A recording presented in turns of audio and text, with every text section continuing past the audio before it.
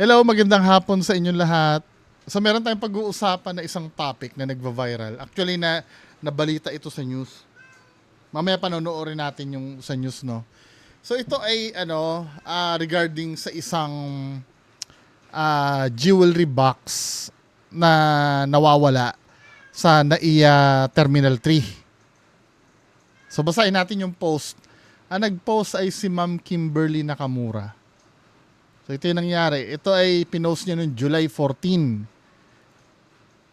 Nakalagay dito, my wedding rings were stolen, sabi niya ganon.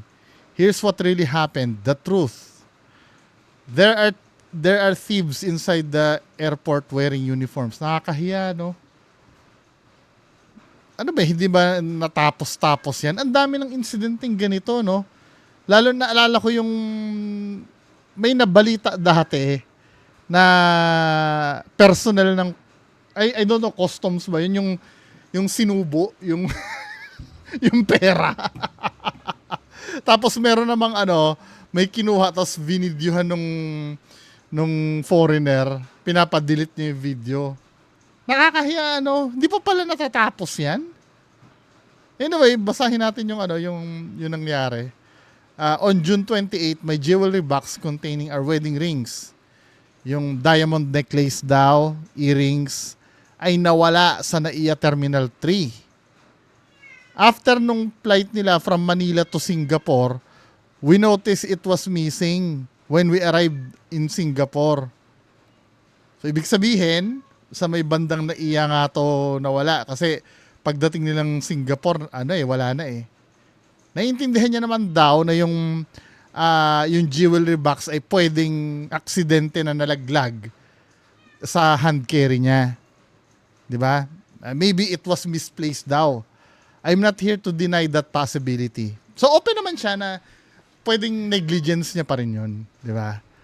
But what made everything worse was what happened after it was found. Nung nakita daw, maybe I wasn't as attentive as I should have been, and I take responsibility for that. So nakita yung jewelry box, pero may problem, 'di ba? Nung nakita. Sabing gano'n, kahit niya daw, kahit responsibilidad niya yun or kasalanan niya, no? But does that mean daw na yung gamit niya ay kailangan na rin manakaw? Tinatagalog ko ha para maintindihan ng iba. Of course not. Palagi na lang ba tayo mangangamba na kapag papasok ng airport, 'di ba? Did I give them the chance to steal? No, they chose to steal. This is basic integrity. Oo nga, no? Naiisip ko rin, pagpasok mo sa airport, para bang lagi kami alalahanin na ganyan, na baka may manakaw, baka taniman ka ng bala. Yun ang yung mga nanonood sa aking OFW, hindi nyo ba nafe-feel yan pagka pumupunta kayo sa NAIA? Let's say, darating kayo, galing kayo, OFW kayo, di ba? Uwi kayo sa Pilipinas, let's say holiday season. Uwi kayo, hindi ba kayo nakakaramdam ng pag-aalala na baka may mawala? Di ba? Nakakahiya naman yun. Ba't kailangan maramdaman ng mga kababayan natin yan, na supposed to be, pagka, let's say, nakalapag ka na sa Pilipinas, or nasa Pilipinas ka pa lang, dapat feeling mo safe ka pa nun eh. Napaka-ironic. Doon mo malalaman na talagang yung ganyan culture na talaga sa Pilipinas. O, pagpatuloy natin. There's a system for this. Lost and found exist for a reason. Once the box was in their hands, pag nasa kanila na daw yung box, it became their responsibility to protect it. Totoo naman to. Kahit din naman sa nagtatrabaho ako sa retail, pag may naiwan ng customer na bago talagang hindi mo dapat gagalawin yun. Responsibilidad mo talaga yon na pangalagaan. Maliban na lang kung ang ipapalusot siguro ay nakita na namin na ganun talaga. Na mapapatunayan nila na hindi nila ginalaw. 'Di ba? Na nasa kanila na yung box wala na yung laman, 'di ba? it's became the responsibility to protect it, not hide it, pass it around, or take what wasn't theirs. Airport personnel are in the position of public trust and have access due to their role. Siyempre, ano nila yon, ano? We reach out to Cebu Pac Aircraft and Changi Airport. Maybe we left in there, but no items found. So we reached out to NAIA Terminal 3. It was hard. Lost and Found said they don't have the item. I posted my missing jewelry box on FB group DIY Travel Philippines and credible witness. Cebu Pac agent said she saw my jewelry box at the gate 104 table. 'Di ba? So may nakakita, may nagsalita na Cebu Pac agent. This was our main lead. So I immediately flew back to PH dahil lang doon sa box na yun, ano, bumalik siya ng Pilipinas. CCTV later revealed that several Air Force staff from Cebu Pacific, Quick Star Security Airline, ito siguro agency, no? Or yung ano, and Jetstar found and passed around the jewelry box. So confirm, nakita sa CCTV na nakita yung jewelry box. Yet no one turned it over to Lost and Found at NAIA Terminal 3. Walang nag-surrender nung box. Between June 28, 4 p.m. to June 29, 7 a.m., more than 10 different personnel were caught handling the box. Diyos ko, bakit hindi nila inano yun? Hindi sa kanila yun. Hindi ba nila naisip may nag-aalala kasi nawawala yung item na yun? Siguro feeling nila na ay mayaman naman na may-ari nito. Hindi naman hahanapin siguro. Bullshit, di ba? They each had a chance to do the right thing, but they didn't. This marked the beginning of a series of mishandlings that led to the disappearance of both rings. From simple lost and found case, it became theft. It was clearly left unattended at Gate 104 podium. One staff after another opened and handled it. First few Cebu Pacific staff who saw both rings inside. After a few hours, only one ring was seen, so may nawala na. Eventually, no rings were found at all. Our wedding rings have been stolen somewhere in the chain of airport staff mishandling and negligence. Dapat sibakin lahat yan, ano? Yung mga responsible sa ganyan. Diba? Clearly, dapat pag may nawala, lost and found dapat agad eh. Dahil I'm so sure pagka ganyan, may maghahanap yan eh. Siguro gagawin niya yan kung maleta na puro damit lang ang laman. Yung mga mumurahing damit lang, ano. Pero nakita kasi may value yung item eh. I flew back to Manila, stayed for weeks, and spent over 36 hours reviewing CCTV footage and assisting in the investigations, questioning of the involved staff, all while juggling work and emotional stress. On July 8, my jewelry box was finally recovered by the airport police. But with only the earrings and the necklace left, the staff member who surrendered the item later confessed to taking it home for personal use. Gago eh, no? Ay, alam ko, hindi naman required ng may pinag-aralan ka. Kahit wala kang pinag-aralan, alam mo na pag hindi sa'yo, hindi mo, lalo na pag nakuha mo sa trabaho mo. Maybe maiintindihan ko yan kung naiwan niya yan sa mall, di ba? May ibang nakapulot sa mall or sa taxi. Pero kahit na taxi, ganun din eh. Hindi, pero yung airport kasi, ano yun eh. Alam naman nila na may possibility na may mawalan doon at ang mawawalan doon, traveler. Ba't kailangan iuwi nila? Hindi ba may SOP sila na mga staff na uuwi kakapkapan, baka may inuwi sila na galing sa Hindi ba nila yon? Hindi ba nila naiisip yon? Or di ba ang unang pinagbabawal yung manghingi ng pamasko? Dati pwede yun mga customs, di ba? Ngayon bawal na. Na pati nga magbati na Merry Christmas, bawal na yung di ba yung mamamasko? Di ba kinakapkapan nila yung mga yan pag uuwi? Di ba? Parang hindi naman yun. Diyos ko. Uh-huh. So ulitin natin na, on July 8, my jewelry box file recovered by the airport police but with only the earrings and the necklace left. The staff member who surrendered the item later confessed. So umamin na dinala daw sa bahay for personal use. She stated there were no rings inside when she found the jewelry box. Eh, hindi mo na pwede mapatunayan yan, inuwi mo na eh. That alone, ano na yun eh, considered as pagnanakaw na yun eh. Inuwi mo yung hindi sa'yo, di ba? Tsaka inamin mo na ginagawa personal use. Hindi na pwedeng pagkatiwalaan na nung inuwi mo yan ay wala na yung rings doon. Who knows, di ba? Hindi naman, wala naman CCTV doon sa bahay nyo. I was losing hope and patience. Both rings were still missing. The airport police called all the staff involved into one room and I announced to everyone that I am giving them only 24 hours to return both rings as a last chance. If not, I will press charge against all the staff involved. The airline companies and agencies for gross negligence and qualified theft. Nako. We have all the CCTV footage, evidence, and statements later that night. That the truth was slowly coming to light. On July 13th, a security staff member admitted he stole my husband's ring. Nako. Kanya-kanyang amin na. Today, July 14th, I received an anonymous text saying my ring was hidden under the table at gate 104. The airport police quickly responded and recovered it. Talagang tinago doon, ano? After over 2 weeks of investigation, all items were finally recovered. The airport police officers and CCTV team helped to solve this case piece by piece. Pero pwede niya pa nang kasuhan yun, ano? 'Di ba? May pag-amin eh.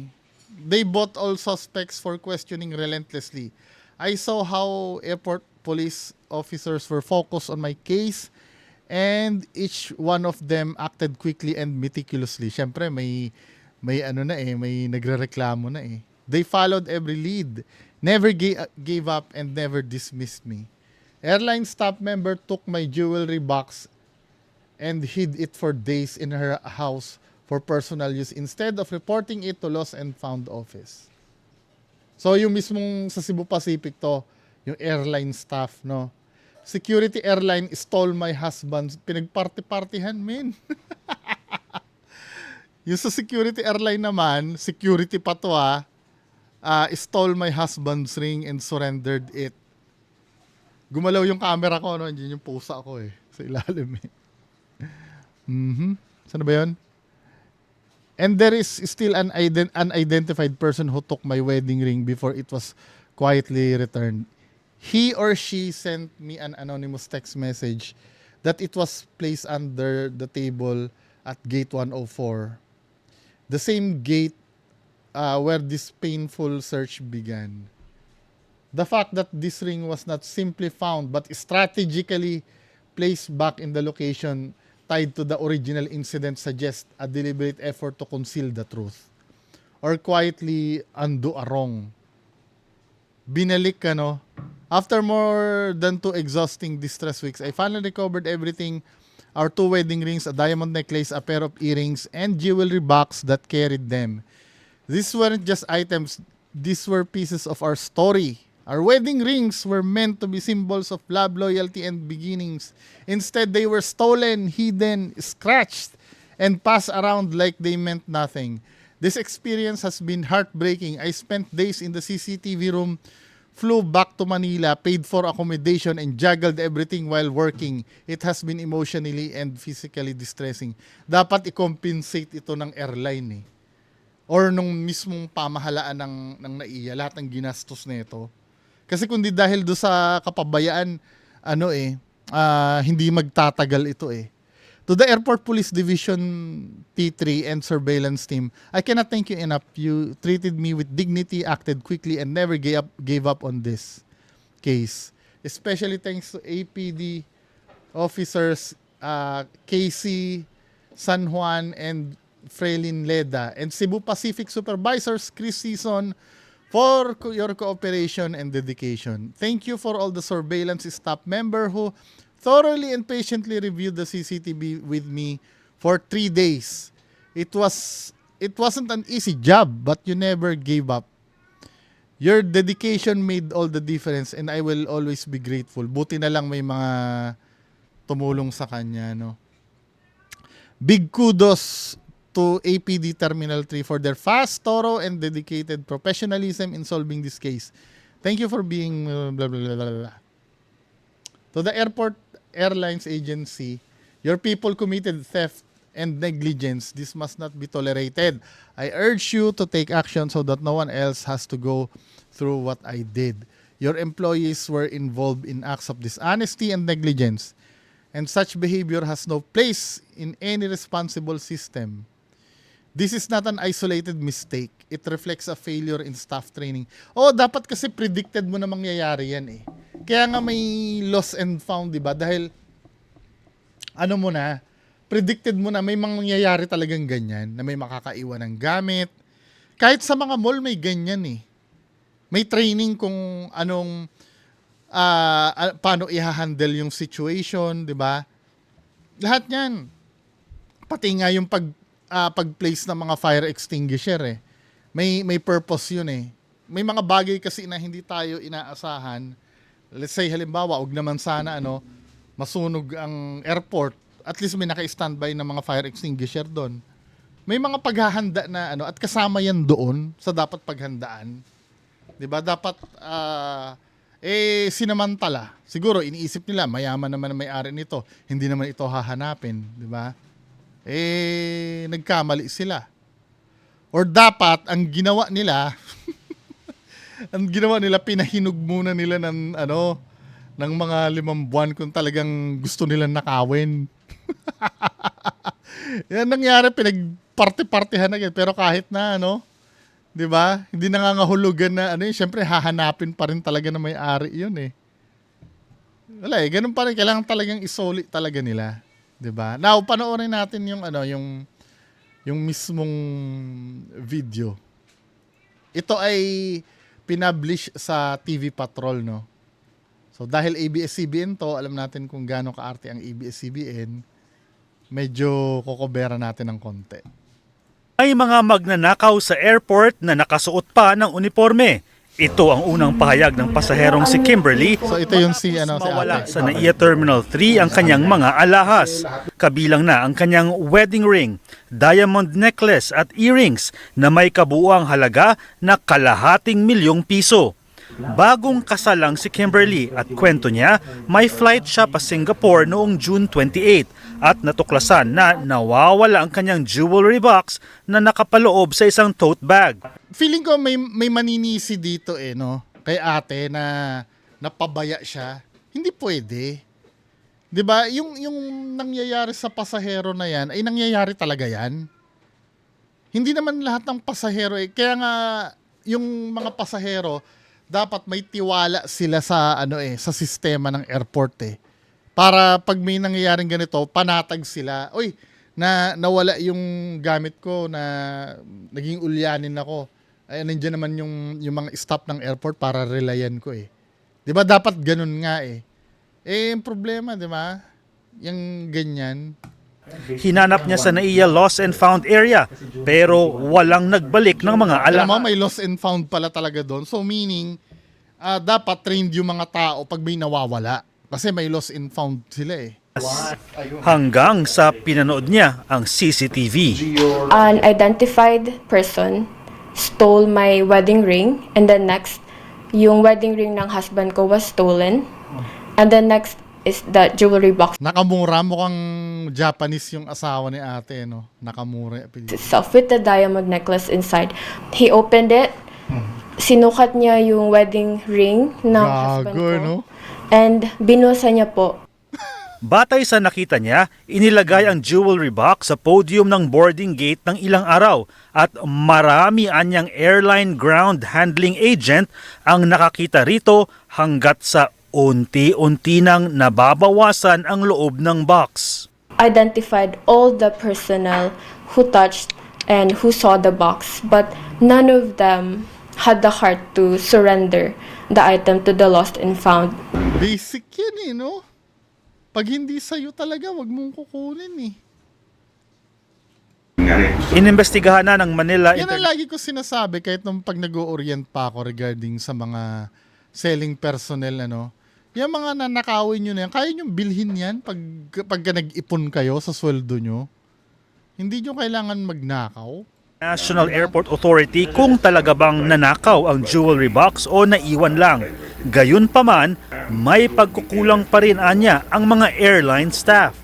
Pag may nakitang bagay, dapat i-turn over mo sa lost and found properly. Hindi nasunod yun. So nagkapasapasahan.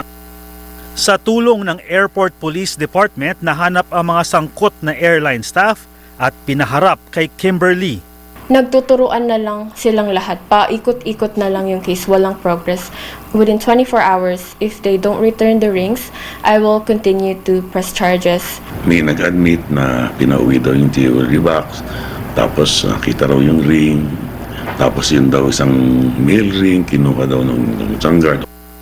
Naisole ng iba-ibang staff ang iba-ibang alahas, pati na rin ang box na nakita sa may boarding gate.